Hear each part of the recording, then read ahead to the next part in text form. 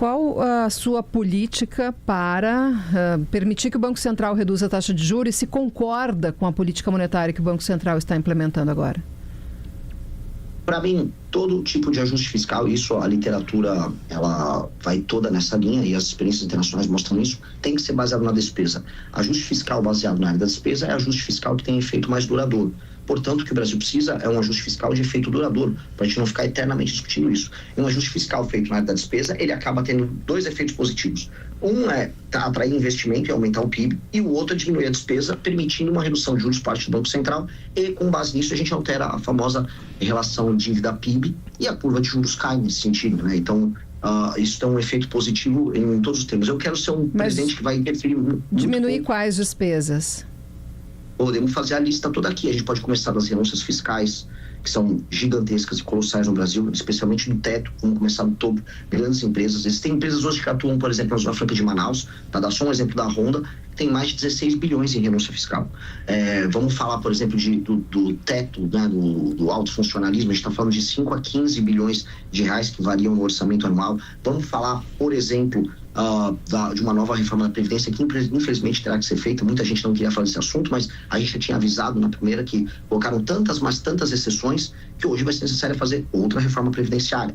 Eu estou falando necessariamente de uma desvinculação de gastos que permita uma autonomia orçamentária maior. Eu estou falando, por exemplo, de uma desindexação do aumento dos gastos de BPC, seguro-desemprego e aposentadoria. São todas medidas que são protocoladas numa PEC, que já foi colocada pelo nosso deputado federal, Kim Kataguiri, e são medidas que vão ter um efeito gigantesco. Estou falando de 3,3 trilhões. Isso não é uma estimativa minha, isso aqui é a equipe técnica da Câmara que participou da elaboração desse projeto, que em 10 anos tem um efeito de reduzir 3,3 trilhões. A gente está falando de uma reforma que altera a dinâmica de gastos e funcionamento do Estado brasileiro, o que vai permitir não só a queda dos juros, mas queda dos impostos no longo prazo, para o Brasil fique um país fiscalmente sério. Retomaria a taxa das blusinhas?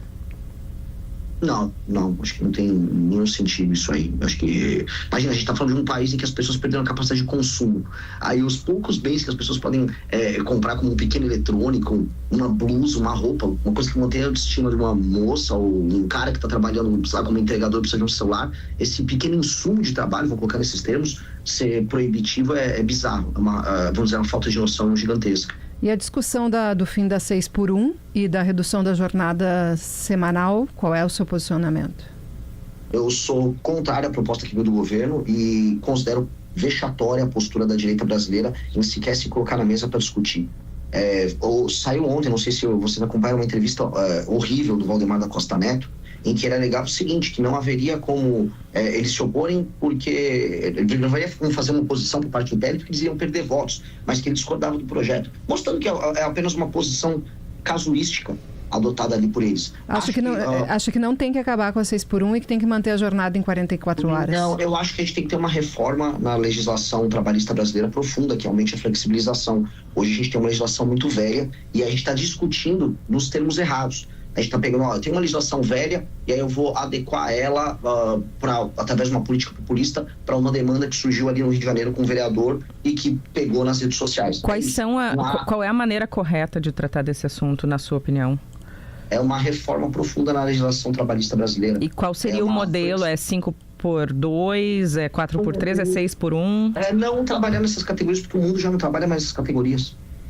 Hoje você tem uma alta flexibilização nos contratos de trabalho. Você pode estabelecer limites de horas semanais e aí você pode permitir que as partes façam os contratos deles. Hoje, a economia global ela vai mudando para outros perfis. É muito mais uma economia de serviços. Essas categorias do tipo, é tanto por tanto, com tantas horas. Isso é um modelo industrial verticalizado. Tanto que a CLT é do período, vamos dizer, do meio do século XX. O mundo não é mais esse. Como seria para o senhor, então, cada categoria definindo como vai ser?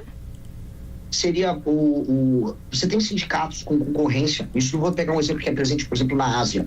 Sindicatos que concorrem entre si para atender esses trabalhadores fazem os seus contratos com suas áreas. Em alguns contratos em que há uma organização grande dos trabalhadores, você consegue estabelecer um regramento específico para ela, já entendendo o funcionamento da área, e o mercado atendendo a demanda tanto do empregador quanto do empregado. Você consegue ter, vamos dizer, uma flexibilidade, porque não dá para trabalhar com categorias engessadas em áreas que estão cada vez mais fluidas. Mas, por exemplo, na indústria, né? Ontem o empresário Jorge Gerdau e o Rampeter falou que a indústria brasileira não é competitiva, vai ficar menos competitiva com a jornada reduzida, e até citou o exemplo da China, onde muitas vezes muitos operários da indústria siderúrgica trabalham 11 horas por dia.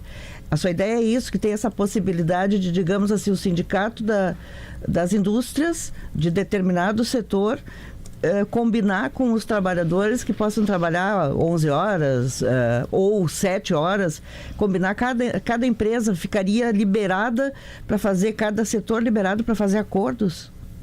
Pois é isso que está funcionando não só no mundo, mas com os nossos concorrentes. A gente tem que ser muito claro.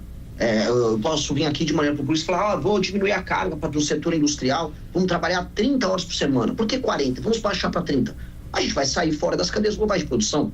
O custo do Brasil já é gigantesco, energia é cara, juros é cara, o regime trabalhista aqui não apenas é caro, como é inseguro. A gente está perdendo espaço nas cadeias globais inteiras de produção. Os países com regimes trabalhistas mais flexíveis estão apresentando um aumento de ganho real do salário dos trabalhadores maior do que aqui no Brasil. A China é um exemplo disso. Nós vamos fazer o quê? A gente tem que ser honesto, a gente tem que lidar com o mundo concreto ao nosso redor. Uhum. O mundo concreto, ele não está dando espaço para o Brasil. E o Lula está sendo altamente irresponsável, porque ele quer se reeleger e falar, você vai trabalhar menos e você vai ganhar igual. Não vai acontecer isso. Não vai acontecer. A gente já está vivendo uma situação amplamente precária do ponto de vista de competitividade e vai ficar mais precário ainda. Matheus Chu, em Brasília, tem uma pergunta para o senhor.